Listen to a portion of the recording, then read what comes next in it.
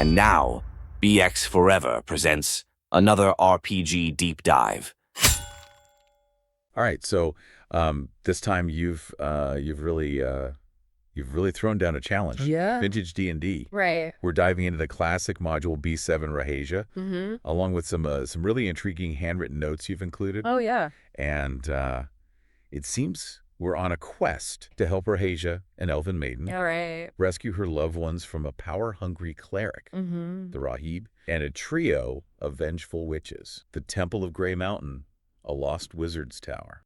Sounds like the start of an epic adventure. Yeah, it's a fascinating choice because this module from 1981 really captures that old school D&D feel, a mix of dungeon crawling, high stakes drama and cryptic clues to unravel. Right off the bat, we find a letter on a slain elf, Okay. and it practically screams urgency, Oh. begging for help for Rahasia, daughter of Laura. Okay. The elf mentions the witches growing stronger Right. and dying for love. Oh, wow. This is heavy stuff. This sets the tone immediately. You're not just looting a dungeon, there's an emotional core. Right.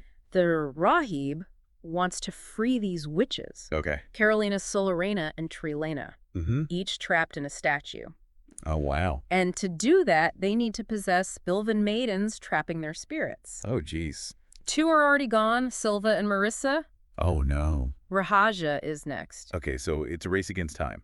It is. The elves can't offer much help. Right. Anyone who knew the temple is under the Rahib's control. But there's mention of a powerful guardian from before the Rahab. Oh, interesting. That sounds like it'll come into play later. Definitely foreshadowing. Yeah. And speaking of guardians, Okay. we reach this roadside shrine. Rahasia makes a point of honoring the old one with incense. Right. There's a custom against just barging past. She says we can't disgrace him by walking past his gaze. Interesting. Seems like more than just superstition. Yeah.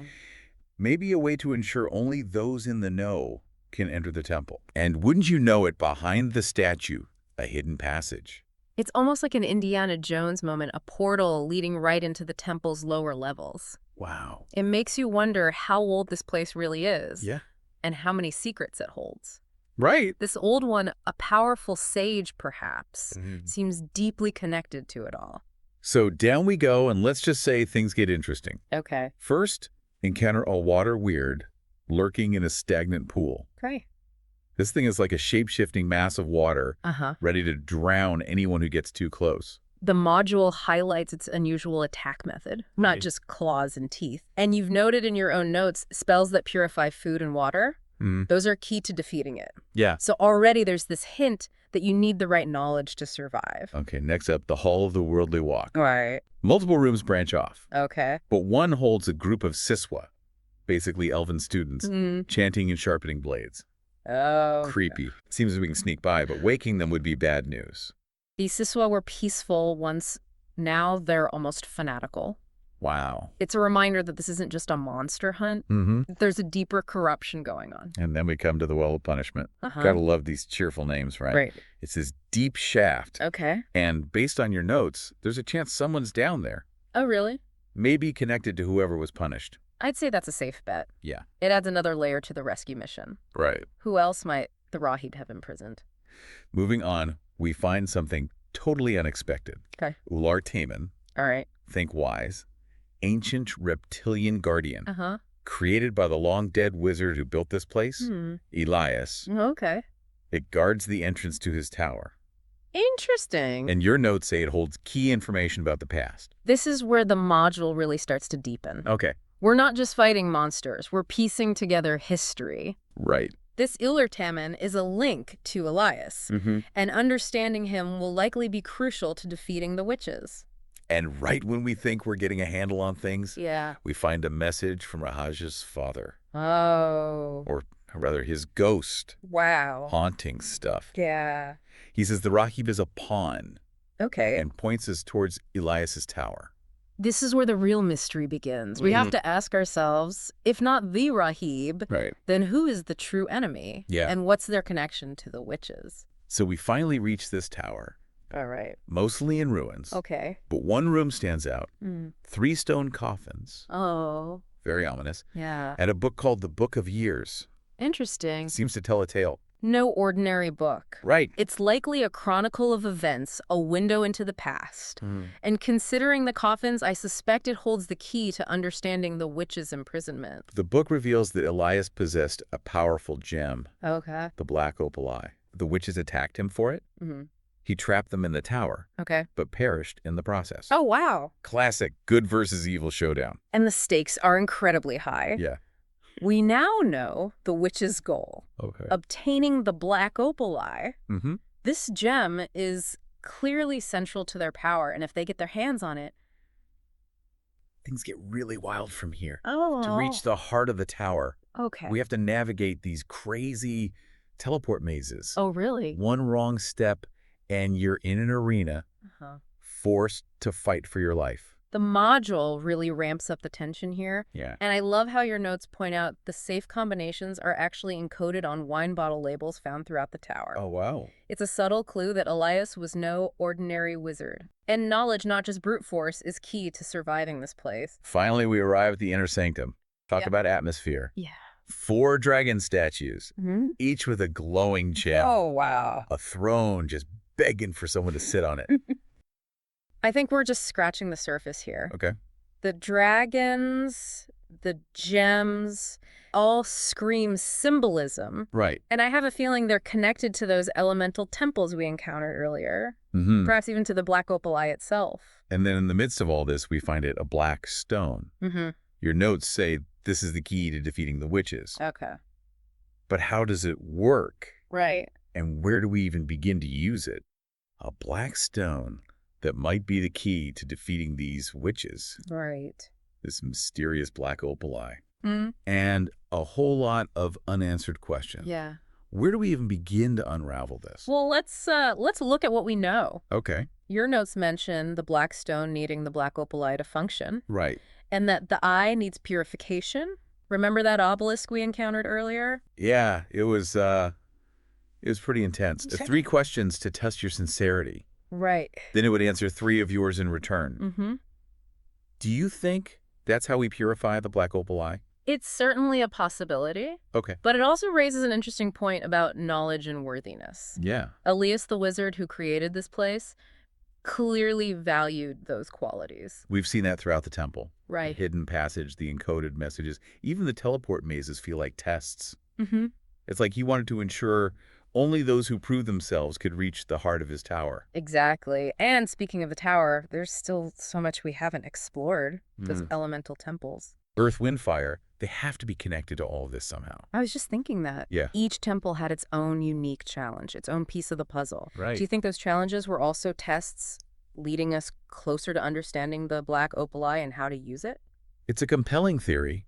Perhaps the trials within the temples were meant to impart specific knowledge or insights necessary to wield the eye's power responsibly. Okay, so maybe the answers we need are hidden within the temples themselves. It's possible. We might need to revisit those challenges, see if there's something we missed the first time around. Yeah, I think that's a wise move. Remember, this module isn't just about defeating monsters. It's about understanding their significance, uncovering the deeper meaning behind the challenges. And speaking of challenges, we still haven't faced the witches directly. What can you tell us about them? Well, based on the source material, they each have their own unique powers, Okay. amplified by the black opal eye. Carolina weaves illusions. Right. Solarina can charm and levitate. And Trelana, her power remains a mystery. Trelana the wild card. The fact that her powers are unknown makes her all the more dangerous. And remember, she still needs a host body. Right. That adds a whole other layer of urgency to our mission. It does. If we don't defeat the witches now, she could possess another maiden. Maybe even Rahasia. It's a race against time indeed, but let's not forget about the other captives. Rahasia's father, Alara, and the other maidens, Silva and Marisa. Where do you think they might be held? Well, we know from Alara's ghostly message that Hassan is in the dungeon south.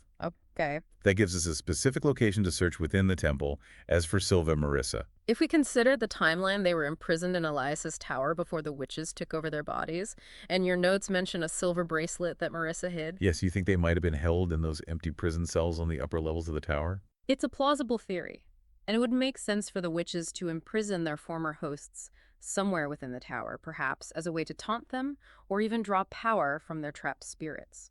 That's pretty dark, but it fits with the overall theme of this module.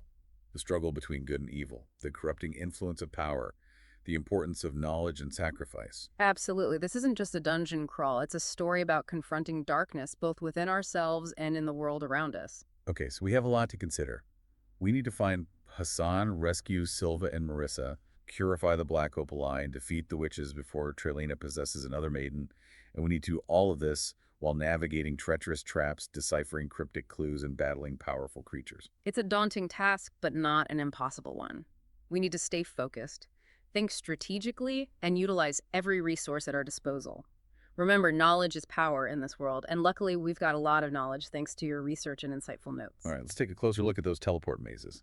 Okay. They seem to be a key obstacle standing between us and the Black Opal Eye. Right. What can we glean from the module in your notes to help us navigate those treacherous pathways? Well, your notes highlight the importance of those wine bottle labels. Right. They hold the safe combinations, a clever Yeah. detail that really emphasizes the value of observation and deduction. It suggests that Elias designed these mazes as more than just obstacles. It's like he wanted to test those who sought the eye's power, ensuring only those with wit and intelligence, not just brute force, could reach it. Precisely. And if we delve deeper into the mechanics of the mazes, we see a pattern emerging. Okay. Each path corresponds to a specific element, earth, wind, fire, Uh-huh. just like those temples we discussed earlier. Wow, I didn't even notice that connection. Yeah. So maybe the trials within the temples offer clues about the mazes. Could be. Like if we solve the Earth Temple's riddle correctly, it might give us insight into the Earth path within the mazes. That's a very astute observation. It makes perfect sense that Elias would weave these elements and their corresponding challenges into the very fabric of his tower. It's all connected. This is getting really exciting. We're starting to see how all the pieces of this puzzle fit together. But there's still one thing that's bugging me. That arena. It seems so brutal, so out of place in a wizard's lair. I was pondering that myself. It seems at odds with Laris's emphasis on knowledge and wit. But what if it's not just about brute force? What if it's another test, a way to challenge our assumptions? You're right. Maybe the arena is meant to force us to confront our own inner darkness, to test our resolve and our willingness to fight for what we believe in. It's like another layer of the purification process, but for the soul instead of the artifact. Exactly. It's about finding that balance between strength and intellect, courage and compassion. Elias was clearly a complex individual, and his tower reflects that complexity. Okay, so we got a lot more to unpack here. The teleport mazes, the arena, the connections to the elemental temples. It's all starting to make sense, but there are still so many unanswered questions. What other insights can you offer to help us navigate this intricate web of challenges and mysteries? So we've really dug deep into this module, haven't we? We have. It's not just about fighting monsters and grabbing treasure. Yeah. It's about understanding this intricate web of connections that Elias wove into his tower. Yeah. The elemental temples, Yeah. the teleport mazes, even the arena. It all feels purposeful. It's a testament to good game design, Right. making each element resonate with the story's themes. Yeah. We're not just rolling dice, we're making choices that reflect who our characters are, what they believe in. Right. And speaking of choices, we've got a big one looming over us. Yeah. How do we actually use that black stone to defeat the witches? Right. Your notes say it needs the Black Opal Eye, which needs purification. Yeah. It's a multi-step process. And each step is fraught with danger. Right. Retrieving the black stone from the inner sanctum, Yeah. navigating those teleport mazes, any misstep could be fatal. Not to mention, Trilena is still needing a host body. Right. If we're not careful, she could possess someone else, maybe even Rahasia herself. It's possible. The stakes couldn't be higher. They're very Which is why we need to consider our priorities. Yes. Rescuing the captives, Hassan, Silva, and Marissa, Yeah. has to be paramount. I agree. Their lives are in immediate danger. They are. Absolutely. But to free them, we need to defeat the witches, Yeah. which means getting that black stone Right. and purifying the Black Opal Eye. It's like a giant puzzle where every piece is vital.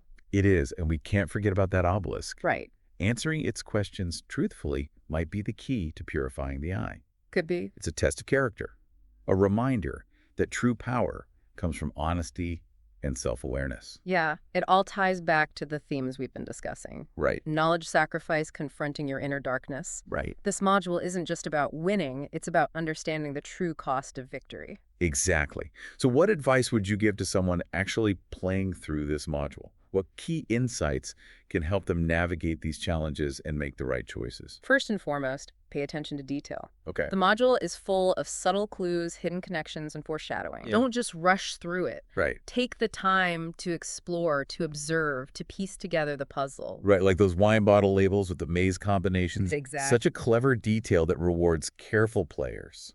Secondly, don't be afraid to experiment. Okay. This module encourages creativity both in problem solving and in character development. Try different approaches. Think outside the box and see what works. And don't underestimate the power of teamwork. Yes, A well-rounded party with a mix of skills and abilities is essential to success. it is. Rely on each other, communicate effectively, and work together to overcome obstacles. I couldn't agree more. This module is a true test of collaboration, not just individual skill. Right. It's a reminder that we're stronger together, Yeah. that different perspectives can enrich our understanding and lead to unexpected solutions. This deep dive has been incredible. Yes. We've uncovered ancient secrets, explored a complex and challenging dungeon, and delved into the deeper themes that make this module so much more than just a game. It's a story about courage, sacrifice, and the enduring struggle between good and evil. And it leaves us with so much to ponder. Yeah. What choices will we make when faced with similar challenges in our own lives? Right. How can we harness the power of knowledge and self-awareness to overcome our own inner demons and create a better world? Those are powerful questions. And ultimately, the answers are up to each individual player. This module, like all great stories, is a reflection of ourselves, our values, and our aspirations. It is. So, to you, our listener, we leave you with this final thought. The adventure doesn't end here. It continues in your imagination, and the choices you make and the stories you tell. Go forth, brave adventurer, and may your journey be filled with wisdom, courage, and a dash of good fortune.